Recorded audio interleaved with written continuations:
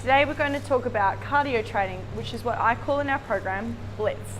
Now cardio is really important for your circulation, fat mobilization, and improving a lot of your health markers like your blood pressure, your resting heart rate, and your lung capacity, but often gets a bad rap. So a lot of people say that you shouldn't do cardio at all, but I reckon it's very, very important for your health. So that's why we include it.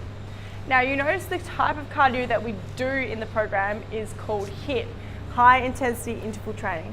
There's a reason why I've chosen to mainly do HIIT, and I'll explain that in a second, as opposed to other forms of cardio such as low intensity steady state and moderate intensity steady state. So HIIT training is high intensity interval cardio done for a period of work and a period of rest. So for example, rower or bike or slam balls, you go for about 30 seconds on, 15-30 seconds off, repeated for about 6 to 8 rounds. Then you rest. This is done for a maximum of 20 to 30 minutes. Now the reason I like this cardio is because you spike your heart rate during the period of work to about 80 to 90% of your maximum effort. Then you rest it back down and your heart rate lowers. So you're getting a spike and a lower, spike and a lower. It's great for power and for making sure you're increasing your cardiovascular fitness in a shorter amount of time than some of the other cardiovascular training. I also find that it's a lot funner than other cardio, and I get a lot fitter and a lot more fat loss results from high intensity interval training. Plus it's easy to fit into your week. Now, when it comes to the other cardios, we've got low intensity steady state is also really good cardiovascular exercise, but more so for your baseline fitness and recovery. It's not going to get your cardiovascular fitness through the roof, and it's going to help a little bit with fat loss, but not as much as adding in some HIIT. Now, it's very important to get some daily walking or your 10,000 daily steps. That's generally how I recommend getting in this low intensity steady state, but you can also do it with walking, swimming, light cycling. Any light exercise is good. You want to be done at about 40 to 50% of your maximum heart rate, so it's not that high intensity, and your maximum heart rate is 220 minus your age.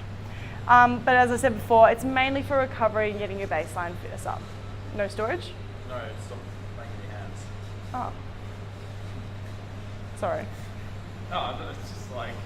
It's distracting. You're like, yes, like a little rat.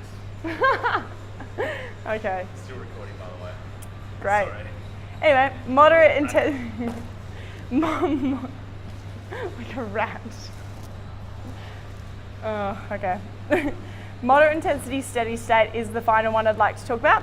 Now, I don't usually recommend this unless you're training for a specific competition or an athletic sport. It's usually prolonged cardiovascular exercise at about 50 to 70% of your maximum heart rate, and it's done for a longer period of time, so usually about 40 minutes or more. Now, the reason I don't enjoy this type of cardio is because it increases your chance of injury due to the repetitive nature of the exercise. Plus, it increases your cortisol levels with no chance to drop. So while high intensity is done for a short period and you've got the chance to recover and bring your body back down again, you're placing prolonged stress on your body in this exercise, and it just keeps going on and on. So oftentimes your body doesn't have a chance to recover from it as well. Plus, it increases the efficiency of your body, which sounds good. That means your body can burn more calories at doing the exercise than it did at the start. So that means that the more effort you put into the cardiovascular exercise, the less energy your body's going to burn. So while that's good for fitness and for your sport, it's not great if your goal is fat loss, because you'll continue to burn less calories the more that you do. So that's why I recommend high intensity interval training and low intensity if you want to get in your daily steps and walking.